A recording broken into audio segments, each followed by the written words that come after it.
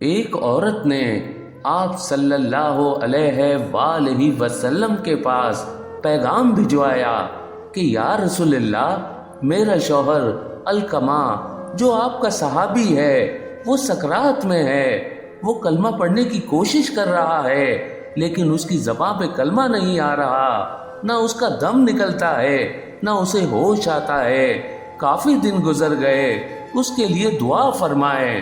تو اللہ کے رسول نے فرمایا، اس کی ماں یا اس کے باپ میں سے کون زندہ ہے؟ پیغام آیا، اس کی ماں زندہ ہے۔ اللہ کے رسول نے فرمایا، اس کی ماں کو کہو کہ میرے پاس آئے۔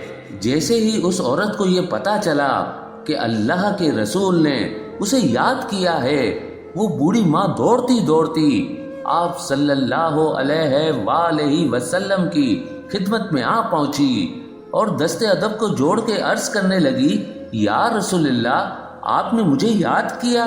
تو اللہ کے رسول نے فرمایا، کیا تمہیں اپنے بیٹے سے کوئی شکایت ہے؟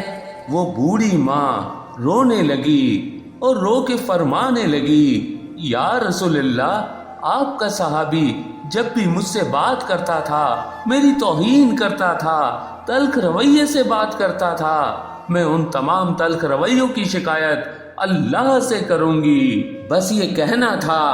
تو اللہ کے رسول نے فرمایا، اللہ نے تمہارے بیٹے کے اعمال، نمازیں، روزے سب ختم کر دیے، کیونکہ جو ماں کی عزت نہیں کرتا اللہ ان کی عبادت قبول نہیں کرتا۔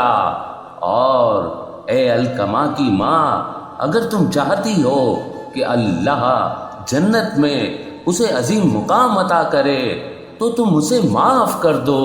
اس ماں نے کہا، یا رسول اللہ، جس بیٹے نے مجھے ذلیل کر کے گھر سے نکال دیا میں اسے معاف کر دوں، اس کا حساب اللہ کرے گا۔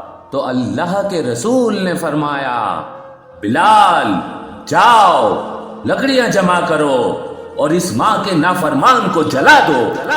تو اس بوڑھی ماں نے دست ادب کو جوڑ کے عرض کیا، یا رسول اللہ، میرے بچے کو جلاؤ نہیں۔ تو اللہ کے محبوب نے فرمایا، یہ دنیا کی آگ تو کچھ نہیں، اس سے 70 گنا زیادہ عذاب دینے والی آگ تو دوزخ کی ہے، جس میں تیرا بیٹا جلے گا اگر تم نے اسے معاف نہیں کیا۔ وہ رو رو کے کہنے لگی، یا رسول اللہ، میں نے اپنے بیٹے کو معاف کیا۔